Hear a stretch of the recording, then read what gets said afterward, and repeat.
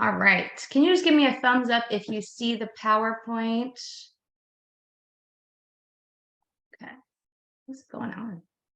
Oh, too many things open. Okay. So this is our December staff meeting, the last one of 2023. So buckle up. It's a good one. And I have a question for you. What are you looking forward to most this holiday season? And please, in the chat box, if you can, just type your name so I can record that you were here. And then you'll be entered into our awesome raffle at the end where Eden pulls names out of a hat. Okay. As you're doing that and thinking about what you're looking forward to most this holiday season, I wanted to thank everybody for working extra hard today. If you came in early or you stayed late, we greatly appreciate that. It was an unusual day where we had more than we expected to be out. So we are grateful for those of you who stepped up. If you took on more students in your classroom, thank you very much for doing that with a smile on your face. So thank you to everybody. So we have some responses. We have Kayla says, spending time with my family and animals. Quality time. So I think I'm looking forward to most. It's just being lazy. I don't have to go anywhere. I'm just going to be in sweatpants and sweatshirt and those fuzzy socks all day long. And it's going to be great. It's going to be great. I'm not even going to shower. I'm just going to be in those clothes for days. And that's the idea I have to do. Okay, so now Nicole says holiday food. It's a good one. And Amy says traveling. So she's going somewhere. She can't not shower. She has to shower. And food. It's like you can have the same things from Thanksgiving you can have at Christmas, but just a little different spin on it all. So if you missed out on something good in Thanksgiving, you can make it again for Christmas time. Dawn says, trying to be happy with my kids. And we'll be thinking about you, Miss Dawn, and your family. And you have our Sneeds Ferry family, and we're going to have our awesome holiday party on the 15th next Friday. So we'll all celebrate being together. I'm going to keep going, and if there's more added, we can throw them in there too. The super staff member of the month of November. I forgot to finish this one. Oh, goodness, because I was rushing today. Okay. So I did one person and I forgot the other person. So I apologize to the other persons. I don't know if I finished it. Supportive and cooperative to her teaching partner, thoughtful in her approach to solving problems with students with an even and kind tone, professional and respectful of fellow coworkers, families, and visitors. This person is considerate of the shared space, which can be difficult with school-age teachers and students. And they are working hard to graduate in April with her early childhood education bachelor's degree. And that is to Miss Kayla. Congratulations, Miss Kayla. She is going to graduate in April. So that's awesome. That is awesome. And our next super staff member of the month of November, he is dedicated to her classroom and students, supportive and cooperative partner. Oh, nope, I copied the same thing. See? Sorry. It was Miss Nicole. Okay, so I'm just going to talk off the cuff about Miss Nicole. She has been a dedicated co-teacher in room 2. She is heard singing and playing with her students in the classroom with Miss Rachel. Whenever there's something needed, there's no question. She just does exactly what's needed. She closes her classroom like a champ every evening, and she shows genuine kindness and concern for each of her students in her classroom. So Miss Nicole, it'll be all on your certificate. I'm really sorry. I was thinking it and didn't type it, so I apologize.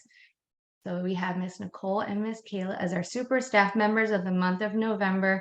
They're going to get their certificate. They're going to get their $100 gift card, and hopefully they post up their certificate for everybody to see. We want to welcome to Sneeds Ferry Quality and Holly Ridge, Miss T or Miss Ty. She's a co-teacher in room 6, joining Miss Missy. Haley Jones is a flex teacher who's been joining us in the afternoons, Wednesday, Thursdays, and Fridays. I think she goes by Myra. but I think she has a nickname, but she's an apprentice. She's a high school student. Some of these students, because I don't close, I haven't even really met them properly. So forgive me if I butcher your name. Miss Jasmine, she was with us a while back. She joined us again, and now she's at Holly Ridge as a co-teacher in room 2. Nevaeh is an apprentice in high school flex, so she works in the afternoons as well. Chloe, who's been away for the past week and a half, 2 weeks, she's a co-teacher in room 9 with Miss Donna. Laura, and she's a flex teacher and she works in that infant room with those lovely ladies. Caitlin T, flex teacher, and she works with school age in the afternoons. And Abigail, she's a co-teacher in room 3. Elizabeth Y, she's an apprentice and a high school flex as well. And those, I think I introduced some of you in our in-person meeting, but I wanted to do it on our Zoom. So those who weren't at that meeting, they know your names and they know where to find you. This is our newsletter for December.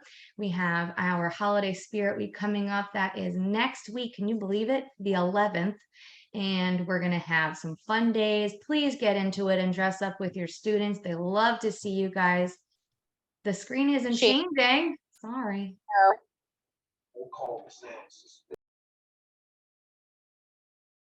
Oh, sorry, everybody. Why is it paused?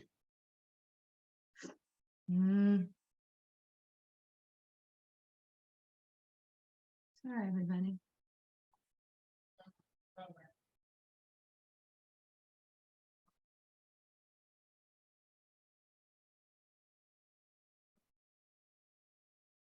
Okay, can you see that screen now?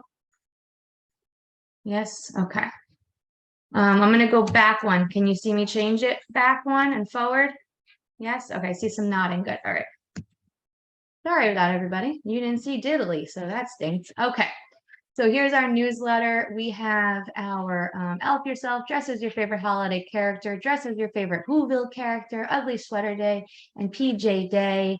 That was created by Miss Barbie, so thank you so much for putting that together. If you look on the other portion of the newsletter, we have our closing schedule here for 2024. So please plan accordingly. We have 2 teacher work days like we did this year, and it worked out really well. I think everyone got a lot out of those teacher work days, and it was beneficial to all be together, do our professional developments that we find important as a center and as 2 centers. And then we have some special guests come in and do PDs for all of us at once. And it's a pay day. You get fed, you get fun stuff, you get it's a good day. We have the end of the year survey. This is for our families. If you are a parent yourself and you'd like to complete the survey, please do. There's a QR code on the actual newsletter, but there's also a link if you go to our website. It's in the 4-Hour Families portion, and it's just that link that says survey, and it's very straightforward questions, but it helps us to improve, maintain quality, and to make sure that we're really hearing our families. The dates to remember, Parents' Night Out is this Friday. We are closed, not those days. Those are just the days for Onslow County Public Schools. We're closed 3 days for the holiday. So you'll notice that there's a lot less kids in our buildings on those days. Favorite things, hopefully you finished yours because they're gonna go and be put out tomorrow out in the binder, and I'll scan them and put them on Facebook and ProCare for our families to buy, hopefully, or treat you to some fun stuff from your list. Shannon, before you go on, I'm sorry, just going back to the days that they're off from school, we will have a lot of wraparound kids. We haven't discussed this, but if you don't have a problem with it, the plan is to have the wraparound kids in the back building on one side and the school ages on the other side. If we need to put more of the younger school ages over with them, then we will. However, we will have them drop off the same as every other day to make it a lot less confusing in the main building. And then at 8:30, someone will bring them to the back building. Okay, so we treat it just like an NC pre-K day, but they spend their whole day in building 2. Correct. Otherwise, I think we're going to have too many in the main building to divide them up between those classrooms. I think it'll just be easier and less chaotic to keep them in the back. Okay. All right. Make sure that the coats are labeled in your classroom. We've had a bunch go into the lost and found, and we know that those kids need their coats. They just didn't have labels on them. So if you could just remind that to your parents, they say that there's a missing coat somewhere. Hopefully we find it for them, but remind them to look in that lost and found basket, because we do give those coats away after they've been there for weeks and weeks and weeks to families who need coats. So they're going to a good cause, but we don't want to give away a coat that actually wants to be found. So making sure that we just keep track of those coats. That has been a big problem lately, that there have been missing coats every day. We're looking for coats for different kids. So please make sure hats and gloves, not only labeled, put their names in them with tape if we have to, put them together in the sleeve of the coat so that it's all together, so we know what belongs to who, and try and make sure that it goes with the child whenever they're getting moved from one room to another, because it's getting very chaotic. At the end of the day, we're looking for coats all over the place every day for different kids. Yeah, I mean, when they come in for the evening around 5 o'clock, the 2-year-olds, I can see that their coats are laid in the room. Joyce, do you want them to go with the child to room 6? Whatever room that they're going into. So if they So come wherever. into room 9, say, they bring the coat in with them. If they wind up moving the child from room 9 to room 6, because they're one of the late ones, we move all that stuff with them. But if we put the hats and the gloves in the sleeves of the coats, it'll all be together. Otherwise, we don't know. They get misplaced very easily that way. Okay, the closers checklist, this is really just a refresher, but please make sure you are initialing the checklist. They should be posted in a clear plastic sleeve type thing in every classroom. So it just needs a dry erase marker for you to initial, you did it all. There have been many instances where diaper trash doesn't get taken out, tables haven't been soaped and sanitized. There's times when you can tell that they didn't really put the toys away, they just shoved them onto the shelf. We're not saying organize the classroom, but if there are things strewn around the carpet and on the floors, that means Miss Susan, when she comes to clean the building, she has to pick up toys. And we're trying to alleviate that from her, because she's got to clean 10 classrooms and the office and the hallway all in one evening, sometimes all by herself. The replenishing, if you don't see the things, it's better to just bring the things into the classroom. I usually do that because I don't know where everyone stores paper towels and toilet paper, but I'll bring in 3 rolls of paper towels to their room, some toilet paper, tissue if I think that they might need it, or wipes if they're a diaper changing room. So just to put those things in the room, that way the teachers should start their day, they are going to take kids right away. They don't have time to go and really supply their rooms. On the rare occasion we're low on numbers, that might happen, but they're really depending on the people who close the classrooms to follow the checklist. Water jugs, that's another big thing. We've been having to fill water jugs in the morning because they haven't been filled the night prior. Fridays, they get cleaned, so you do have to scrub in there. We've had black mold grow on some water jugs. I've thrown them away because it's impossible to get the black mold off in some instances. So just make sure you are actually soaping, sudsing hot water, and then we let them air dry on Fridays. That's really important because these little itty bitties are drinking what's in that jug. Whatever we put in there, they're drinking all day, all week long. So we want to make sure we really clean it the Friday before the following next week. Okay. Let's skip all that. So lead teachers, I just want to make sure you know that as a lead teacher, we do call you co-teacher sometimes because you work as a team, but you are ultimately responsible for the lesson plans, making sure that your classroom's ITER and ECERS or SACR is ready, and that you guide your co-teacher and the flex teachers who enter your room on how to work best with your students. So if you know you really want to do small group and learning how to do something, taking turns as your focus, you guys are going to sit together and learn that skill, and then your co-teacher or flex teacher, whoever's in the room, is going to be doing something meaningful with the other students, not just standing there, not just kind of walking around the room picking up toys, which is nice, but you want them to be engaged with the kids because it reduces incidents significantly if they are engaged with kids. They're building blocks, they're talking about their blocks, they're asking questions about what they're doing and the actual activity. And it just makes a world of difference when you see a classroom doing that, even as young as toddlers. Okay, co-teachers, we just are the backbone of the classroom. The co-teachers are so supportive and they work with your lead teacher and you work as a team. If there's a disconnect, if there's no communication among the two partners in the room, then we're not going to have a successful classroom. The co-teacher should not feel like they are the servant of the classroom, the butler of the classroom. They are the partner in the classroom. They are the person who you're going to work with as a lead or as another co-teacher in the room to do what's best for those kids and to be a team in what you're dividing in activity-wise. Shouldn't be just one person who's always changing diapers. I mean, if you love changing diapers and your co-teachers like have at it, then that's a different story. But if you're separating yourself and you're the only one changing diapers and the other person is working with children constantly all day, it could become tiring. So making sure that you are sharing responsibilities, that teacher A, B, and C chart is really being used. You didn't just write it and pop it up and that's it. You are focusing on, okay, we are sharing responsibilities and we're talking about what's going to happen next, what we're doing for our kids in the room, so that you have that open line of communication. Is going to make a world of difference in your classroom. And your kids will feel it too. They will feel that you're a supportive partnership.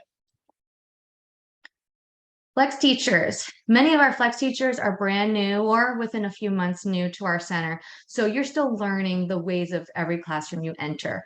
Typically, we try to put you with the same age groups to keep it consistent for yourself, for the teachers, for the students. But there is that one or two occasion where you may go into a room you're not familiar with.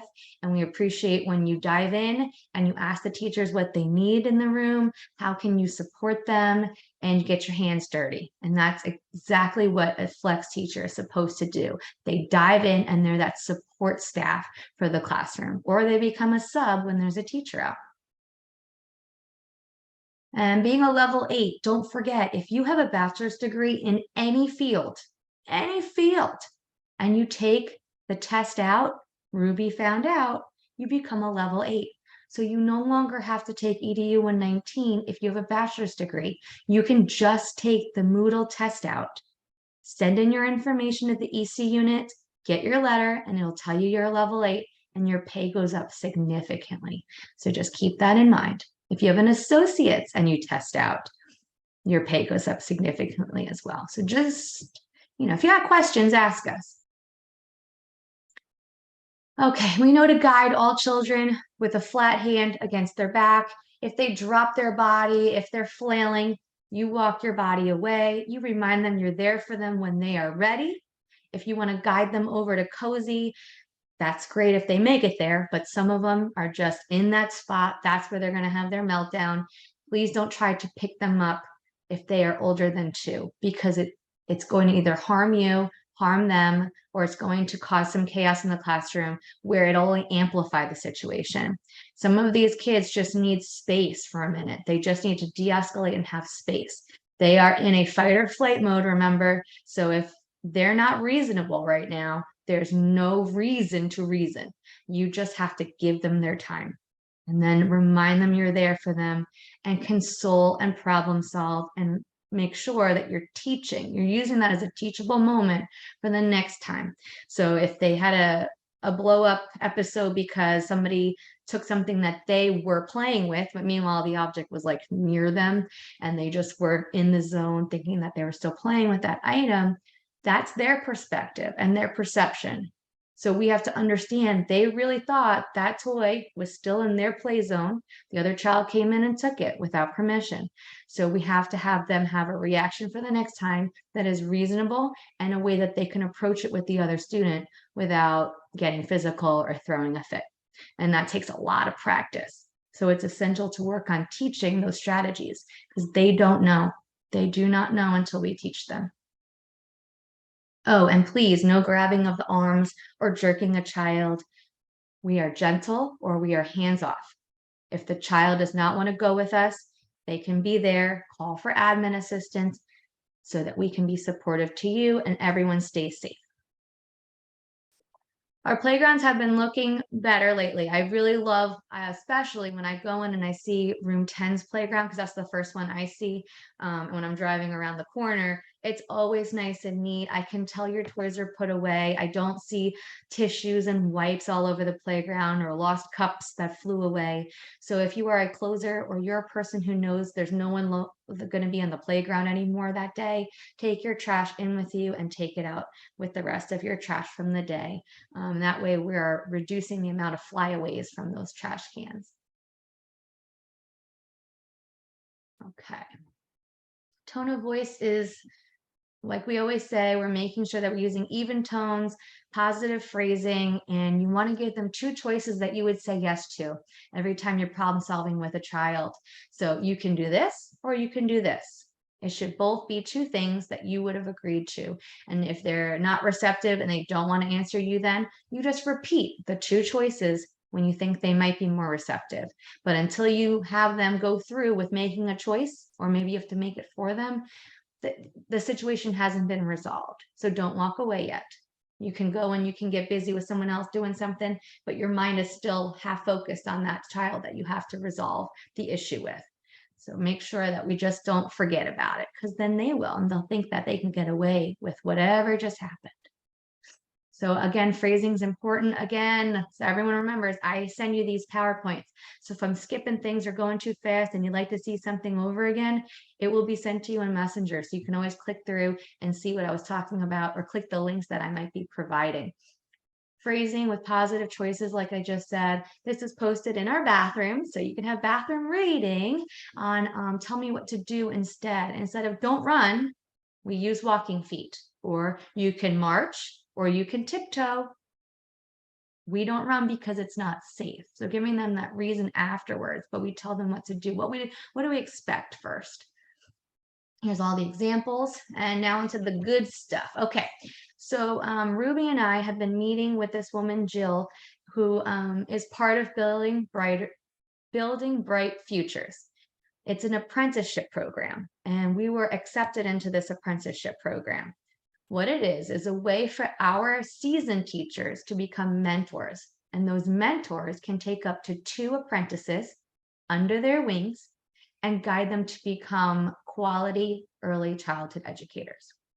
So I have a link there on the slide for a video. If you'd like to watch the video to learn more, especially if you want to be an apprentice or a mentor, and I'll go into a little more about it, watch the video, because it gives you information about each role and what it's going to do for you as a mentor or an apprentice, and what's involved in the process.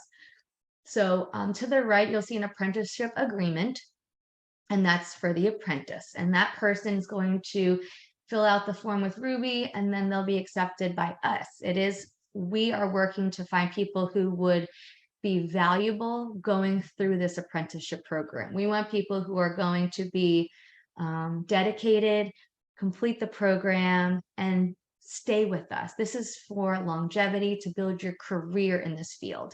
So that's the whole basis. If you don't think early childhood is really in your cards and you're kind of just doing this to go through the motions of things and work with kids, but don't really want to go further, then don't become an apprentice, because apprentices are those who are going to go through the schooling, the training, and may eventually become the mentors that are working for us now.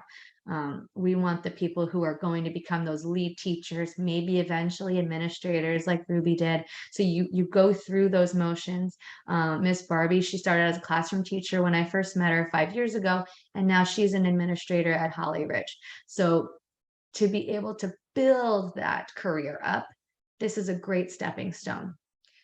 The part of Building Bright Futures that would benefit the mentors is that they're going to get a bonus at the end of the year program for working with their 2 apprentices so well. So we kind of rate and judge the process and how much dedication and time and investment was put into those apprentices. We're not saying spend every waking moment keeping up with your apprentices, but to check in with them, to guide them, to be there when they're asking questions.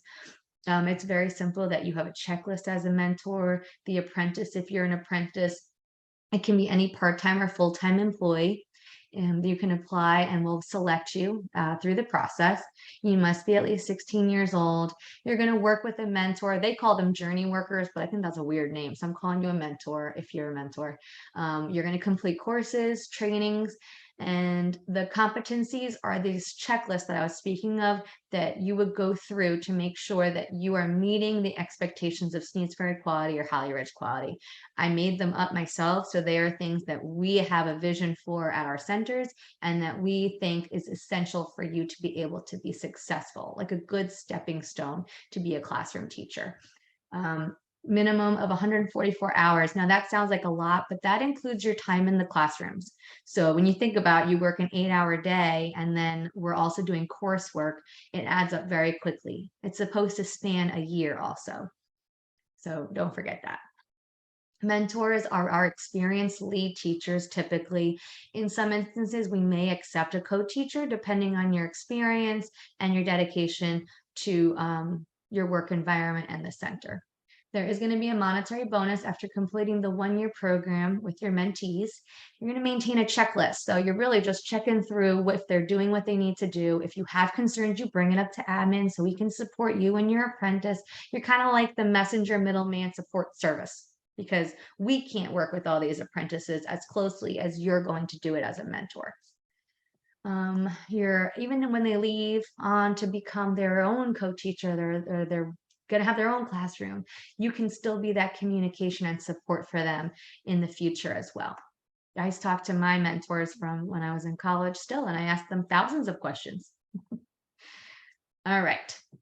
So we're kind of shifting gears here. So if you do want to do the mentorship program, you want to be a mentor, or if you think you have what it takes to be one of our apprentices, just reach out to Ruby or myself. We have the applications. Ruby has a list of who we think would be a great mentor and who we think would be a great apprentice under that mentor. But maybe we thought one way and you actually think, oh, I'd like to do it this way, or you're not into it, and that's okay. So we will be approaching those people that we have on the list, and those who may be messaging me right now. I just saw a couple messages come in.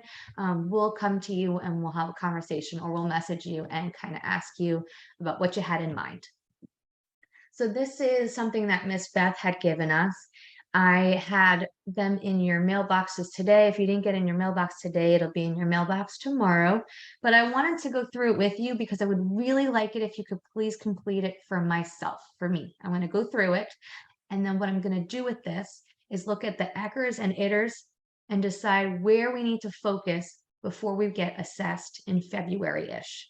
That's my request for assessment to happen in February of the main building, because if we do that, we might be accepted to become an NC pre-K site for April, because they open up the window for applications around the end of March. And I want to be able to apply, hopefully become accepted as a center because we've become 4 or 5 stars. And then we can host an NC pre-K classroom in our main building.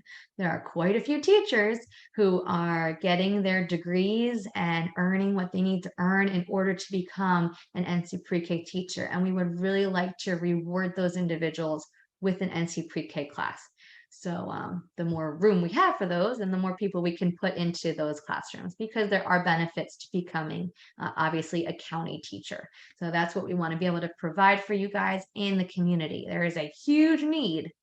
Since Child Care Network's not doing it anymore this year, I don't know if they're going to do it in the future.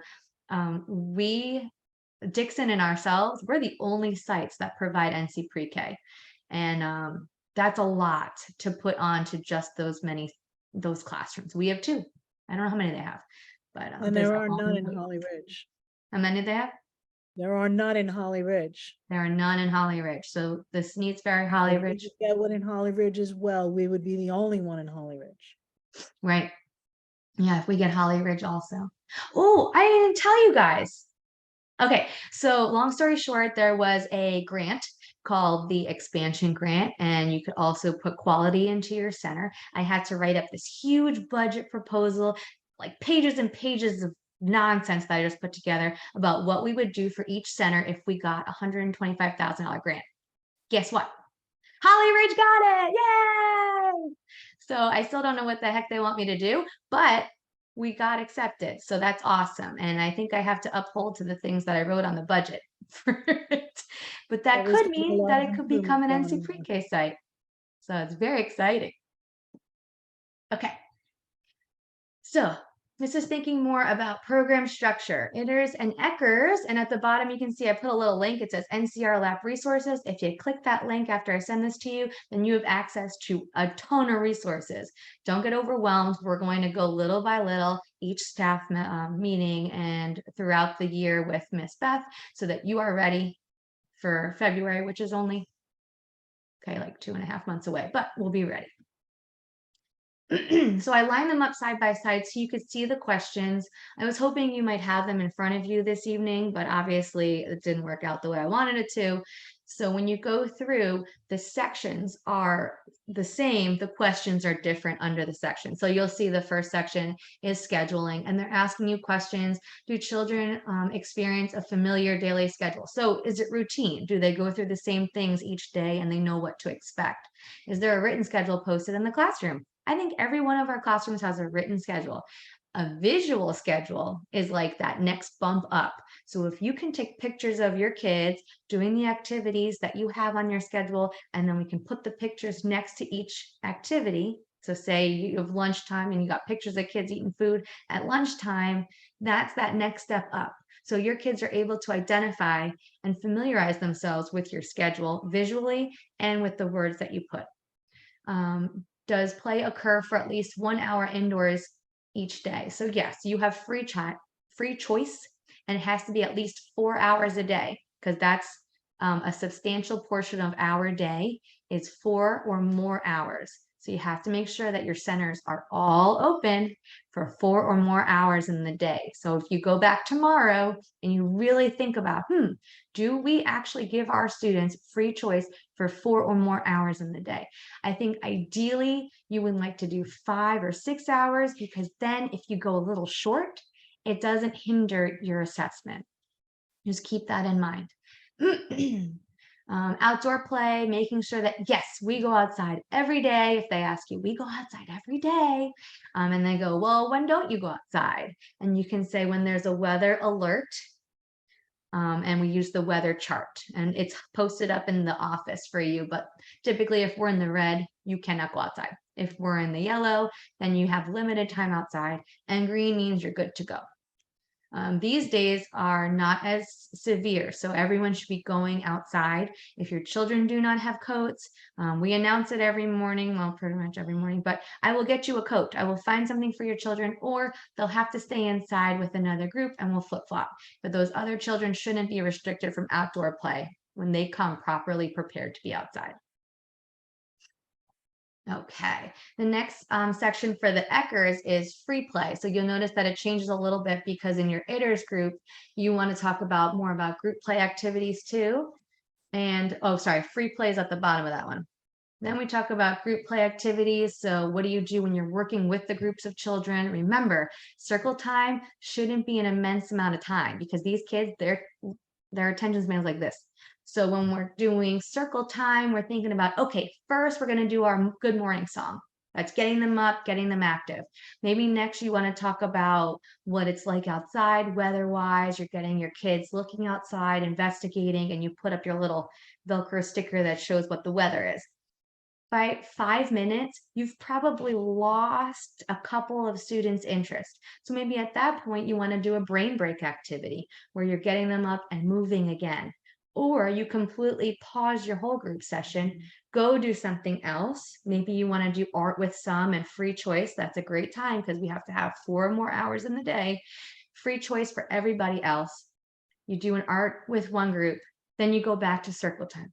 Then you transition back to doing art with another group, and everybody else gets free choice. So you do this back and forth motion, but for your students, they don't have to keep their attention in whole group or circle time for very long. They're building that tolerance.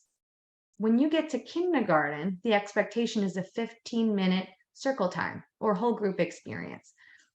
So even in kindergarten, the expectation is not to sit for more than 15 minutes on one activity, because we want to make sure that these movements and these activities are getting them engaged and they're not getting lost in la la land, or they get up and wander somewhere else, and you just keep trying to pull them back in. Once you start having to do that, you stop and you go to the next transition. Then you can transition back to whole group. But making sure that you can read your kids. Losing interest is when they start playing with their shoelaces and rolling themselves on the floor, or they turn and they start playing with the items in Block Center. Then you know, okay, we'll come back to it. We're going to do our art project. I'm going to take these 4 kids, we'll sit at art, and everyone else is going to go pick a center for free choice time. Set a timer, and then you do your art project for 15 minutes with those kids and go back to whole group time. That's not the only solution, but that's just one thing that you could do. So item 37 is provisions for children with disabilities. So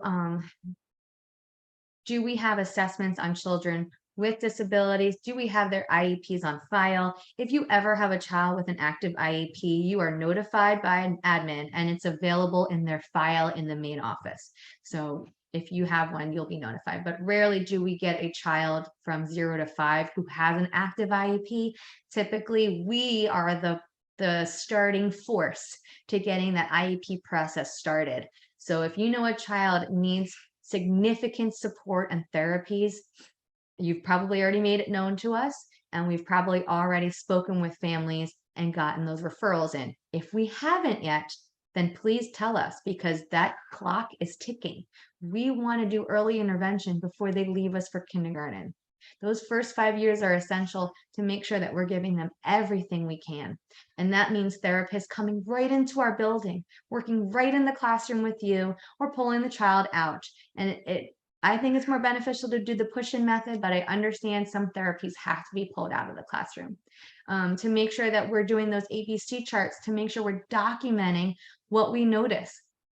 If you've noticed a severe disability that's developing maybe intellectually on this particular child, then we should be aware of it so we can get those other resources for the family at home. There's Child First program, which is fantastic with children with behavioral issues. Say they have severe stress or anxiety over something. We have a child that we're working with that we just had the parent ask for Child First resources because they have severe anxiety about a daily activity.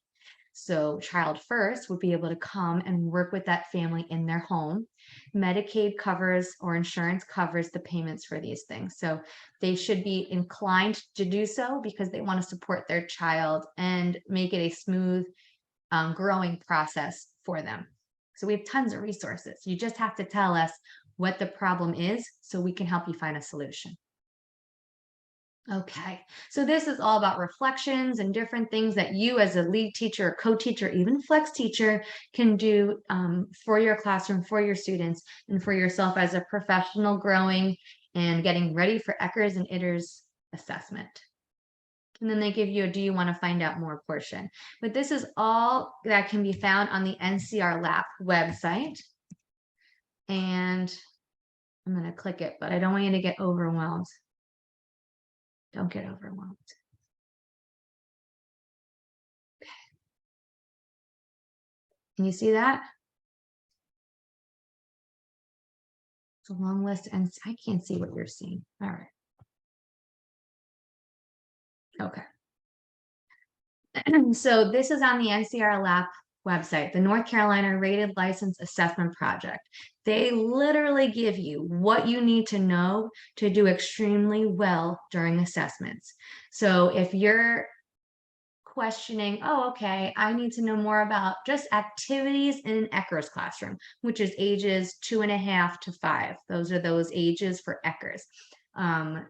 Then you go in, some of these are articles, some of these are videos, and you can learn so much about each portion. They separate it where ITERS here, ITERS, remember, is for the itty bitties, 0 to young 2s. Thinking about personal care routines. How are you going to teach them to wash hands? Personal care, like taking care of themselves in the classroom, learning how to be independent and different things like that. And you can learn all about it right there.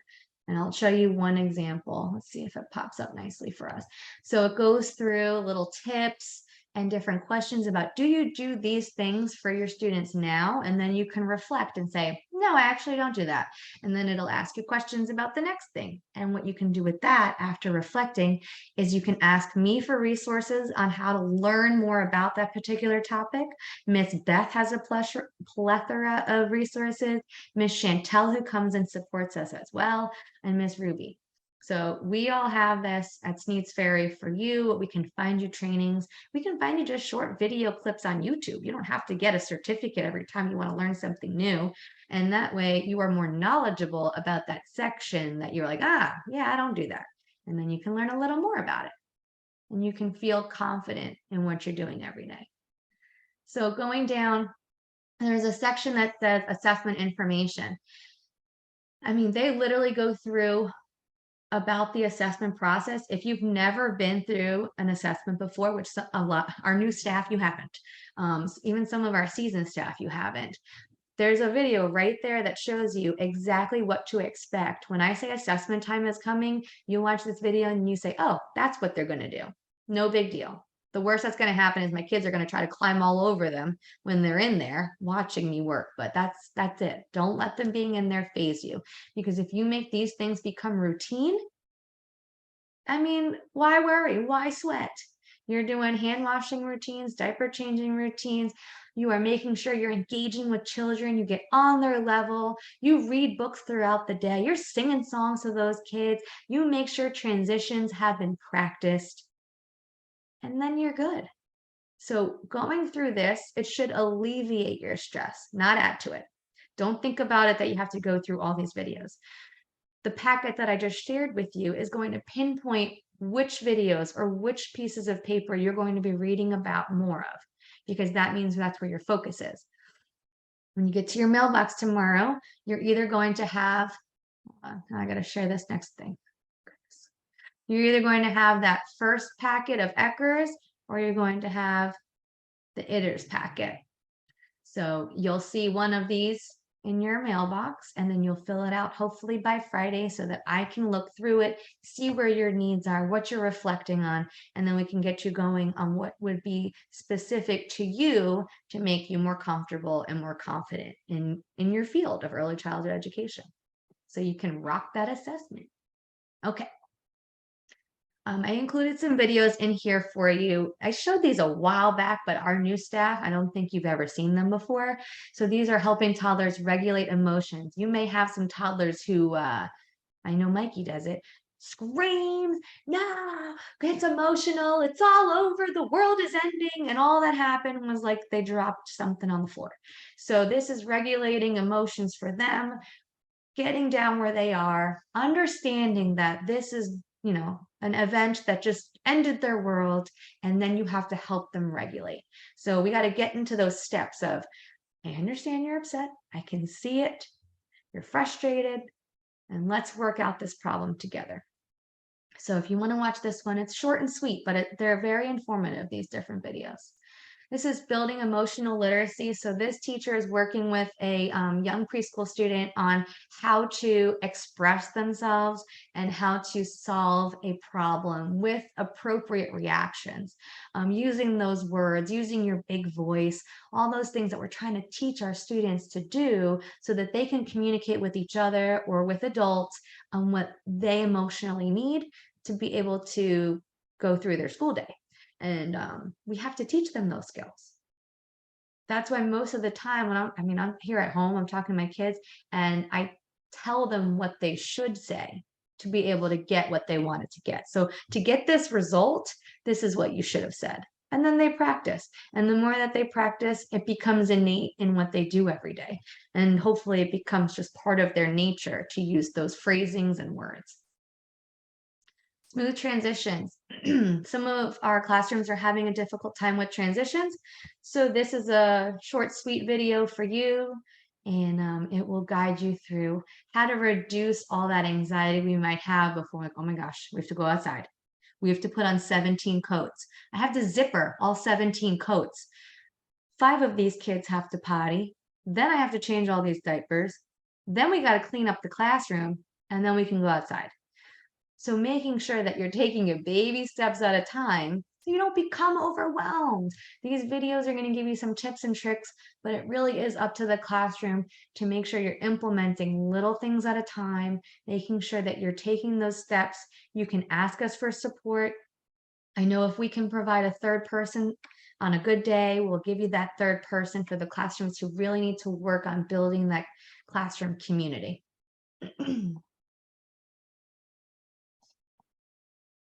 Okay. So the Teach Scholarship, Ruby had sent you a message today. So I just wanted to reiterate that Teach is a scholarship program that gives you a full ride through college. You can get past your master's degree if you choose to. Some people just want to get their credentials and that's all they want to do. That's fine. But we would encourage you to get as much free college as you can off our dime. We are responsible for some of your tuition and books, and Teach pays the rest. You get a bonus after finishing so many courses. You get pay raises. So there's really no loss to you as the student in college. I mean, who else gets to go to school for free, gets paid to go to school, and then gets paid even more to go to school and finish it? That's a pretty good deal.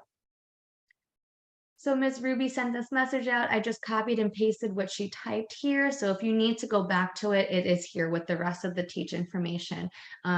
Apply for Teach, but right now, I think she said we missed the deadline for applying for new courses for this semester. So you may have to wait. Yeah. You're not eligible at this time, but if you get to be in the Teach Scholarship, then as soon as the next semester is ready to enroll, you can dive in and enroll at Stanley Community College or Mount Olive. And those are the two colleges we work with. Okay, so before I get into trainings, I wrote it down because I didn't have time to make a slide for it. Okay, so we depend on each other. This is one profession where you can't just be sick and worry-free, unfortunately. When I was teaching, I did everything I could not to call out because I knew the trickle effect, the chain reaction it would have on the classroom. My kids are affected. The person who has to come in for me is affected. The assistants that I worked with who would poll students were affected.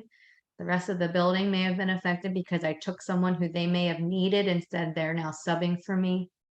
And it just, this whole chain reaction, it drove me nuts because, you know, you just want to be sick in peace. And I understand that. And sometimes we are too sick to go to work. But sometimes there's people who tend to abuse the system.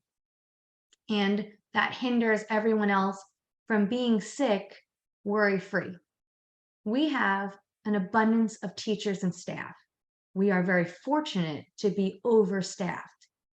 However, there are days that you wouldn't realize that we were overstaffed, where there's 6 or 7 people out and everyone starts to feel it. We have to move kids into rooms that we don't like to do. We have to take teachers from their classrooms and put them somewhere else. And that just tends to stress the environment. So what we're going to do is come January 1st, if you are off 4 or more times throughout the month, then we may have lead teachers and co-teachers have to become flex teachers.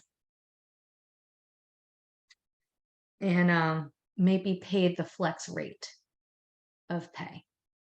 You've worked very hard to get your positions, and I understand that, but your co-teachers and your students depend on you. So we think, unless there's, you know, something crazy going on in your life, and that's totally understandable, but there are some individuals who may abuse the system and who may call out so much throughout the month that it really affects their class and their co-teacher, and then the rest of the building. If 2 people are out in a day, that's our cap for request offs. So then if more people are taken off because they didn't get that request off approved, it becomes an issue to the rest of the building, right? Because we also know someone's going to be sick. We work in a childcare center. Someone's going to be sick. So 4 or more days throughout the month, We will be maintaining a record to see, was it something extenuating circumstances, or is this someone who does this on a regular monthly basis? Then we may need to reconsider the position they're in and the pay rate to match the new drop of position. These call outs are taking, and scheduled outs. Oh no, the call outs are taking 20% of the time off that were allowed for just having 2 people off per day. So if you do need to make a doctor's appointment, which is totally understandable, we have appointments, we have things we have to do. If at all possible, try to make it in the morning so you can come in after, or try to make it in the afternoons so you can come in beforehand. And there's some people who do this very well. They ask for the, last or second to last appointment for that office, and they make it for that time, or they ask for the first or one of the first appointments in that office, and then they're able to do that. We understand you're not going to always be able to do that, but there are some individuals who have a hard time coming when it's something that should have just been for a part of the day. So their co-teacher is struggling when they should have had their partner with them. And it's too many times throughout the month. So it's not just, oh, I had one appointment. It is several times where now your co-teacher has this deficit in their room, and it affects the students as well. If it does happen where you drop to become a flex teacher, or we may have to have a flex teacher and they may not be able to work with us anymore because of their inconsistent attendance, they may lose their benefits. So some of the benefits that people get are their teach scholarships, their awards, because all of those need you to be full-time employees. So if you're missing at least 1 day a week, you're no longer a full-time employee. And as a part-time employee, you don't get paid holidays. As a part-time employee, you don't get the paid time off gift at the end of the year. And what's the other thing? Oh, and the teach scholarship. So those are big deals. And those are great benefits to have. Retirement benefits, those are for full-time employees. So we just really want you to be mindful and considerate of your students and your fellow teacher in the classroom with you. And if you're a flex teacher, thinking about what we depend on you to do each day. Now, it's only a handful, but that effect that this handful has on the rest of the staff in the building is significant enough for us to have this conversation right now. And by conversation means I'm just telling you how it is. But come January 1st, that's what we're going to do. If you have any questions, you can ask myself, Ruby, or Joyce, and we'll be able to explain it more in depth if you have specific questions for this. I do want to clarify, Sean, I'm sorry, that this does not just pertain to people that are calling out. It actually is more for people who are putting in regularly over and over and over again for multiple days every single month. And one of the reasons why we're doing it is because it's really not fair to the rest of the people in the building, because we can only give about 2 people off a day. So when we have somebody who's taking off every single week, those 10 spots a week are to be shared between like 35 people in Sneads Ferry. So when somebody is taking a day off every week, every other week, that's taking from everybody else that they don't have that option to take that day off. And it really limits how many options they have to take off. And it's really not fair. So that is really another reason why we're doing it. And I hope we're explaining it properly, but I just wanted to reiterate that it was not just for people who are calling out. It's also for people who are putting in constantly over and over again, several times, like every week, every other week. Yeah, sorry, I didn't clarify that. Yeah. No, that's all right. I just wanted to make sure it was clear. Mm-hmm. It was approved, your request off was approved. But even so, if it was approved, if it's happening multiple times in the month, that's really affecting your classroom. So if that's happening, then you're most likely supposed to become a part-time employee because you actually aren't able to work as a full-time employee. It's just that you're requesting off and getting it approved, but you're getting all the benefits of someone who is a full-time employee.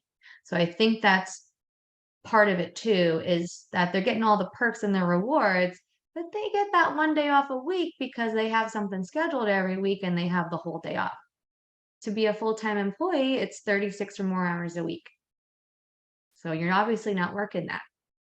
That's where the point is. It's just, there's so many components to this, and we want our students and your fellow coworkers to feel like they can depend on you.